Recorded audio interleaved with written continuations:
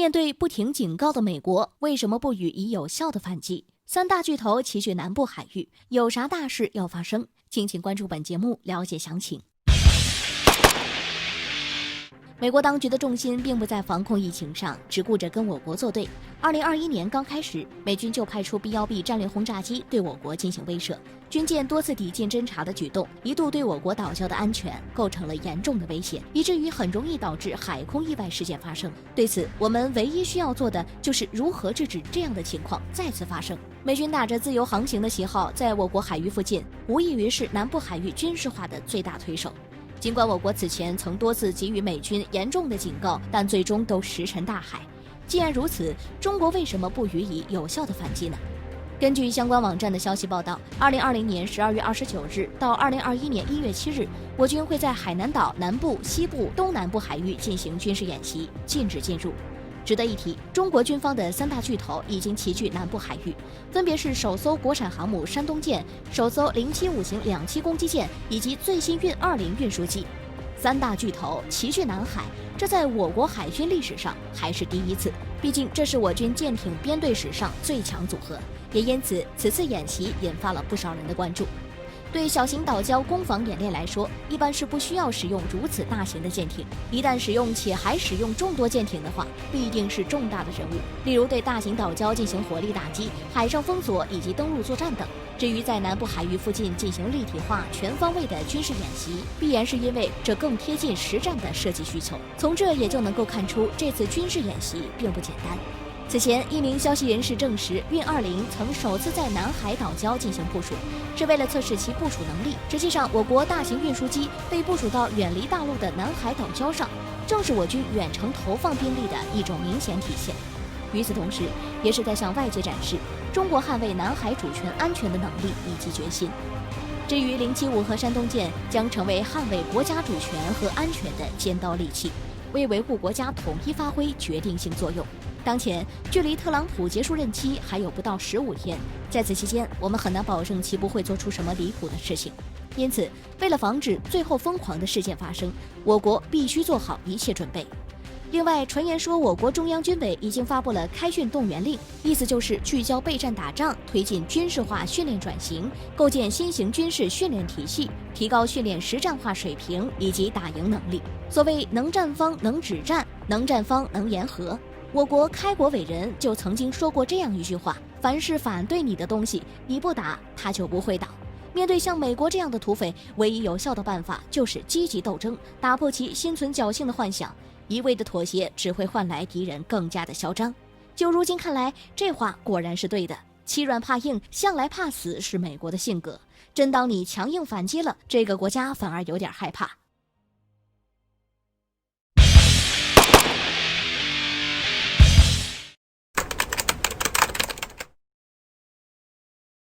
跨年夜的狂欢再度把美国国内疫情推向一个临界点。数据显示，美国累计确诊人数达到了2185万，死亡人数超过了36万。在1月2日当天，新增病例接近30万，创新冠疫情爆发以来的最高纪录。次日，位于北加州圣何塞的凯赞医疗中心急诊部爆发新冠病毒群体感染事件，其中44名工作人员新冠检测结果呈阳性。目前，美国的医疗卫生系统已经不堪重负，甚至部分地区或将面临崩溃。这一点特别体现在医疗防护用品上。值得一提，过去数月，美国人除了在抢购卫生纸、洗衣液以外，也在囤积中国商品潮。他们纷纷表示离不开中国制造的许多商品，高度依赖中国货，只有中国才有完整的产业链。确实，可以说世界上多个国家都离不开中国制造，美国哪怕是全球排名第1的国家，也无法摆脱对中国的依赖。尤其是美国，还因为中国制造闹出了一个笑话，因为这事还把自己人告上了法庭。当然，依赖归依赖，在军事领域，美国还是非常强硬的，坚持要把中国制造排除在外。只不过这3令5申后，还是能在美军装备或者使用过的武器和用品上找到中国制造的产品。例如，前不久，美军发现航母作战指挥室里的监控摄像机配套的监控屏幕上突然出现了汉字，于是美国国防部下令彻查，却得出了一个尴尬的结果。到底是怎么回事呢？我们要从提供给美军监控摄像装备的阿文图拉科技公司说起。该公司位于美国纽约州。1999年正式成立后，就一直负责美军的订单，给美军提供硬件、软件和一些周边产品。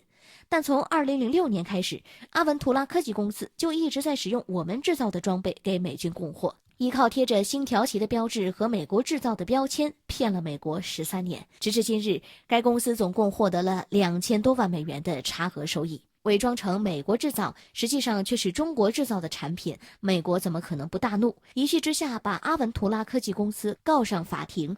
令人惊讶的是，在东窗事发后，这家公司坚持否认，怎么都不承认有这种事情发生，甚至多次强调公司并没有从中国进口任何产品，提供给美军的产品都是正经的美国制造。有意思的是，2016年，阿文图拉科技公司的法人卡帕索曾举报过同行，称其他承包商使用外国制造的产品冒充美国制造。如今，卡帕索想必是得罪了谁才被揭发的。不过，这种事情在美国很常见，美国军方合作的很多企业都是为了获取高额利润才进行这种做法。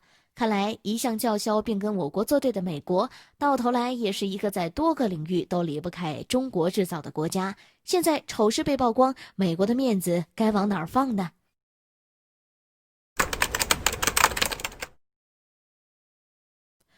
数百名抗议者聚集，议员们紧急疏散。美国首都正面临什么样的场面？火力全开，特朗普扬言战斗到底。敬请关注本节目，了解详情。一片混乱，国内疫情仍在持续恶化，数百名抗议者却聚集在美国首都，发生了什么？根据最新消息显示，当地时间1月6日下午，特朗普支持高呼 USA， 挥舞着美国国旗以及写着“不要践踏我的”旗帜，在国会大厦面前进行抗议，甚至有部分抗议者直接穿过美国国会大厦周边所设置的障碍，直奔大厦里面与全副武装的警察打了起来，嘴里还在喊着“叛徒”二字。在6号当天，美国史上最重要的一次国会竞选结果揭晓，美国新一届官方的领导人席位最终尘埃落定。早前外界就曾猜测过，特朗普很可能会在最后时刻做出什么疯狂的举动。如今看来，这些所谓特朗普的支持者正在试图用这种办法向正在进行的国会联席会议施压。在部分抗议者闯入国会后，国会议员以及相关高层紧急撤离，导致当天大选结果认证程序暂停了，大厦也立即封锁。可哪怕是这样，抗议者们也没有放弃，他们暴力打碎窗户的玻璃，闯入国会大厦。与此同时，特朗普御驾亲征，为了表示对抗议者的支持，6日当天上午11时，他发表拯救美国的演讲，希望支持者们可以早点来。在演讲中，特朗普明确表示不会承认败选，并继续指责选举是带有欺诈的成分，不能算数。简单点来说，特朗普正在逼迫美国民众必须要在支持拜登还是特朗普两者之间选一个。不过当下都不重要了，因为双方支持者已经打起来了。人们闯入国会与警察发生冲突，其中一名女子则在大厦内胸部中弹。美国首都警察局表示，该名女子已经确认为死亡，但到目前为止还不能确定死者的身份。美国首都局势亦是不容乐观。实际上，为了避免众议员遭遇围攻，首都警方从很早开始就已经有了布局。国会议员都是从地下通道进入国会大厦的，并且四周都是警察。但因为很多特朗普支持者持枪备战，导致警方就算加强了防卫，还是难免出现纰漏。另外，此次这场暴乱能够明显看出与之前11月和12月的抗议游行不一样。特朗普支持者这回不再是动动嘴皮子，而是铁了心要帮助特朗普赢回宝座。而特朗普也强调，战斗到底，绝不罢休。正因如此，首都火力全开，如此大规模的游行活动加速了美国疫情扩散的速度。累计确诊人数超过2000万的当下，游行抗议无疑是给美国埋下了一颗不定时炸弹，指不定什么时候就会爆炸了。如今，美国骚乱画面已传遍世界，美国多个盟国领导人对此进行了表态。英国首相形容国会的场面是可耻的，北约秘书长扬言美国首都正发生令人震惊的一幕，挪威首相更是表示这样的场面是难以置信的，包括加拿大总理、欧洲议会议长以及西班牙也都就此表态。